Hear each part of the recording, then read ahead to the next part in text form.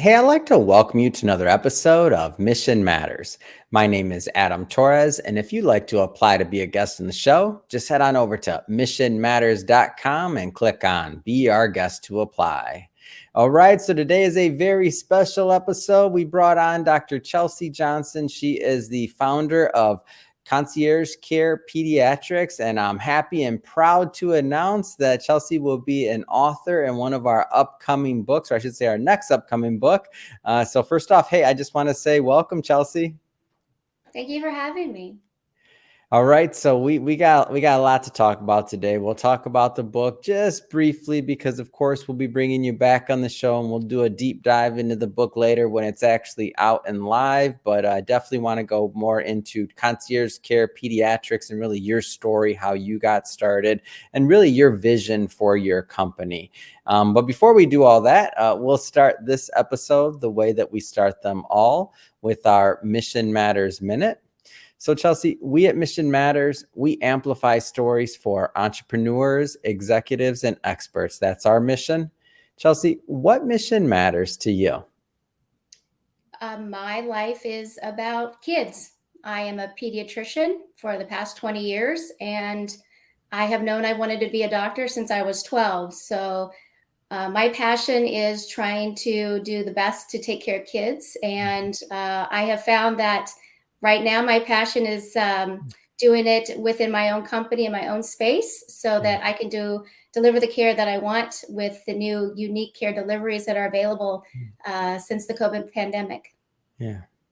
It's great, and it's great having you on, and looking forward to learning more about how you're doing exactly what you're doing in your practice. But I guess just to get us kicked off, so you mentioned always wanted to work with kids. You became a pediatrician. Like, how did the entrepreneurship side of things, like how did all of that kind of weave its way into your life as well? Well, I did not know that I was an entrepreneurial at heart. Hmm. However, I did have a very thoughtful coach reframe some of my history and where I have been in a way that reminded me that maybe I am entrepreneurial. My role has been at the same academic health center for 20 years, but within those 20-year time period, I had the opportunity to be the first general pediatrician in a subspecialty role for 4 years. Yeah. And I loved it. And it opened the door for other general pediatricians to work in other subspecialty departments.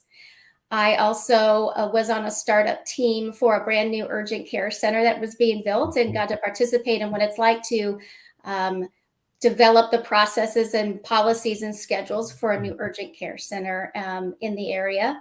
And I was lucky enough to be a part of a transition team that took a different urgent care center within the same academic institution that Mm. transitioned into a community emergency department. And it's not something that happens every day. So it was a very unique experience to what it's like to go from urgent care to emergency medicine and all of the trials and tribulations that go into making those changes happen so we can take Mm. care of more kids that have a higher acuity need. Yeah. And then when our hospital decided that we were going to do some direct to patient telemedicine, I jumped at the chance to be able to do that. And I think that was ultimately what led me on the path to where I am now. Yeah, it's a great story, and it's a great reminder, and I love I love kind of like when I have a doctor or somebody that's very specialized and has a lot of education behind them, also giving their input and their slant on the entrepreneurial journey, because sometimes I feel like it gives others that are in your position or that have held similar roles to have that freedom to think, wait a minute, like maybe I have some ideas, or maybe I have some things that I want to do as well. So I think it's pretty liberating. I agree with you. It is liberating.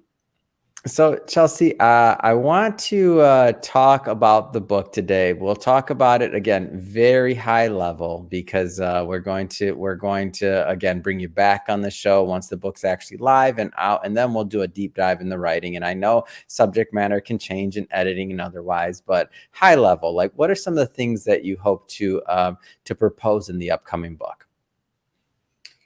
Um, I am a pediatrician and I do speak for children, as we all do. And I think as I've left academic medicine and have been able to go out and work at some different startups and work with other physicians and healthcare providers that also take care of children, I realize that we are in a very unique position, that we are the experts, that anybody that knows anything about children have learned them from pediatricians in their own training programs. That is the pediatricians that train you on how to take care of kids.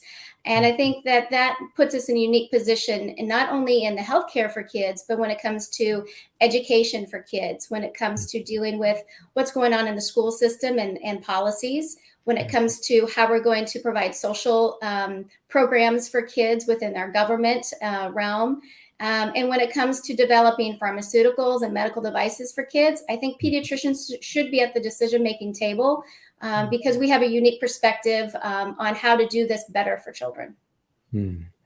And so, bringing us to Brandon, I'm going to leave that there, and we're going to jump around a bit because I do have plenty of questions for you on that, but not yet. That'll be for another time. But I want to jump around a bit, as I mentioned, and I want to go further into Concierge Care Pediatrics. So your current company. What led you to founding this? I worked in a pediatric emergency department for a number of years, and I always felt like after the mom or dad had already had a lot of thoughts and interactions with people before getting to the ER, the decision to show up in the ER is a very difficult one for parents, because they don't know if something needs to be seen urgently or if it can wait. And so parents love their children and they want to make sure they're taking good care of them, and they err on the side of caution and end up in the ER many times. I wanted to be at some time at the front end, to be able to be the pediatrician that sees the child in the moment the parent says, I don't know, what should we do? And to be able to say, I hear you. Let me tell you what you could do. It's even better when you can do it while they're still at home in their own safe space, so they don't have to go out to try and find that expert opinion or recommendation. And so when I left academic medicine, it was to get some better foundational footing and expertise in telemedicine, working at some different startups, doing some consulting work, until I felt comfortable that I am ready to start a pediatric telemedicine company where I can meet kids where they are and develop and deliver the care that they need, and provide parents with peace of mind care, so that they feel like they're taking good care of their kids without all the inconvenience of travel and appointments and not being in the place where they want to be. Yeah. And so every entrepreneur, regardless of niche, industry, or otherwise, when they're founding a company and taking that idea and then making it a reality, there's always, the ups, the downs, the surprises, everything in between, right? That's what being an entrepreneur is. Anything that surprised you kind of along the way so far as you've gotten the company going? You definitely get to dig deep into, I don't know what I don't know. And as you start developing the company and get into the weeds of what does it actually take to make this happen, there's a lot that as clinicians, we are trained to be really good at taking care of kids. What we don't have a lot of training on is the business side of starting a company, the marketing, the finance, making some of these network connections. And I'm in a technology focused area where technology and digital health are so enmeshed that I have to learn a lot about that part of it too, regardless of all of the compliance issues and licensing and everything else that goes into just being a physician. It's truly been a very steep learning curve about all the other aspects of starting a business. And I've enjoyed it so much. Can you tell us a little bit more about the kind of ecosystem that you're creating for parents? I know at root, right, it's telehealth as you started the company, but like the ecosystem and your vision for maybe where the company goes going forward. Yes, I believe in unique and innovative healthcare delivery. And I think that digital health and telemedicine are the next steps forward. And COVID did a lot to support that movement of being able to provide care this way. So, starting off, I provide home and travel telemedicine. So, if parents need care in the home, or if they're traveling on vacation and their pediatrician is not available because they don't carry those state licenses, Yeah. then a trusted pediatrician with concierge care pediatrics can take care of your child through sickness and injury when you're away on travel. And then when you come back home, and you can get back in with your pediatrician and check in to make sure everything did do okay. Hmm. I also hope that beyond that, we'll also add digital devices so that we can expand the physical exams, so that we can listen to heart and lungs and look in the ears, which are so important for parents because ear infections are so common and they want to get these taken care of promptly, because a miserable child with an earache is not fun to have at all. The next step then is to develop a mobile unit to make house calls for those new parents that don't want their infants exposed in pediatric offices to potential illnesses, for those that just don't have transportation to get to a doctor's office. And then ultimately, I want to have my own pediatric urgent care center for those few things that require in-person care, including procedures. And to provide an ecosystem of multiple different ways and opportunities and options for parents to seek care for their children, to make it more convenient care when they need the care. Yeah. I think it's a great concept, and I think one of the big themes or things that that definitely play into your model and your model supports is really healthcare access and equity, right? Maybe talk to us a little bit more about the problem and how that plays out with how, in regards to healthcare really access. Well, we recognize that COVID uncovered a lot of problems with our healthcare system and the inequities to accessing care. But we, as physicians and healthcare providers, recognize this long before COVID. And it has so much to do with zip codes and so much to do with social determinants of health. And it has so much to do with the people's ability to get to where the doctor is. And many places are rural and do not have access to either a pediatrician or a specialist. Sometimes you can't get to the doctor's office because you're working during that time and your employer doesn't let you out of work. And so your options become fewer and fewer. And this is why the ER becomes such a default mechanism, because you can get care there. They have opportunity for lab and x-ray and the subspecialist if it is needed. But we recognize, and parents don't choose that because they think they are obligated to go there, but that is the easiest and most convenient way. And so we're looking to provide better access for parents, in the moment access. And to have a doctor go back to making house calls is, I think, really important to recognize that. I think we're ready to come back around to that when the need is necessary. And when you have a place where you need to go, it's an urgent care or a primary care office is definitely going to be more affordable and a better option, so that we keep the sick kids and the injured kids in the ER getting emergency care where they need it, and we can allow other families to go to other places to get top quality care that doesn't require going through the emergency department. Yeah.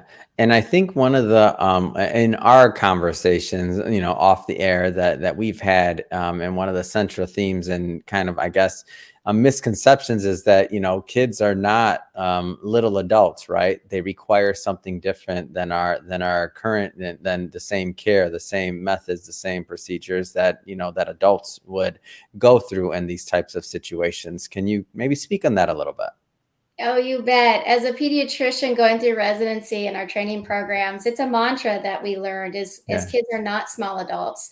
Their bodies are different, and they're different at every age and every stage, because all the normal things that we associate with adults when it comes to drug dosing or what your heart rate should be or what your blood pressure should be, that changes over time within the same child as they grow and develop. And so pediatricians are very cognizant that depending on how old you are, your vital sign changes, your weight and height changes, and being able to keep up with what is normal and abnormal for that child is that special place where pediatricians thrive in. And we recognize that what is normal for adults may not be normal for kids. So when they're developing pharmaceuticals or devices, they usually start with in the adult space and not include children in that research side so that these products can be FDA approved for children. And so we need more of that where the products are coming out specifically designed for children based on their physiology and their anatomy. And that's one of the things I think it's important to recognize from not just that they're little people, but they're so unique from adults. And can you speak on maybe the idea of the pediatrician having because I know one of the things you do as well, obviously, you've been a doctor for a long time, you're an entrepreneur, but you're also an advocate for the industry and for kids on all different levels. So the idea of the pediatricians having a seat at the table because they are the best qualified and able to have these discussions and to advise in terms of what's best for children. Can you talk a little bit more about having really a seat at the table and what that means? You bet. As a member of the American Academy of Pediatrics, I have been fortunate to participate in a number of public policy conferences to help as a pediatrician advocate on behalf of children. In our local Missouri chapter, I've been able to participate in going to our state house or going to the Capitol and meeting with representatives to speak for the children on their behalf, because children don't have a vote and they don't get to contribute to the coffers for any of the politicians. So instead, as a pediatrician, we speak for them to make sure that they're not forgotten when they're making public policy. Same thing when it comes to making medical devices. I think pediatricians should be consulted when they're going to be used for children. I have 2 boys that have dyslexia, and I was part of the task force in my state to develop some of the dyslexia laws. And I had to advocate to be a pediatrician at the table because there wasn't one initially. I said that we should be, because we partner with schools, we partner with parents. We are a common link and a trusted resource for parents and kids to go to get information and to figure out how to do things better. So I have been a pretty staunch dyslexia advocate for parents and children in the school districts as well. Wonderful. Well, Chelsea, I have to say it has been great having you on the show. I'm excited and thrilled to work on this upcoming book with you. So it's still in development for everybody watching. But again, as I mentioned, we'll be bringing Chelsea back on the show when it is actually live. But that being said, I just have to ask, what's next? What's next for you? What's next for your company? Well, now we've started home and travel telemedicine. We are going to be partnering with school districts to provide school-based telemedicine. So parents don't have to leave work and kids don't have to leave school in order to get healthcare. And not only does that work for the child and the parent, but schools need students to have their butts in seats in order to get the reimbursement and the money that they need to continue educating children. So I'm really, really looking forward to some partnerships with school districts to be able to provide that kind of care for kids to keep them in school. That's wonderful. Love to hear the story. I'm excited to continue to watch it unfold.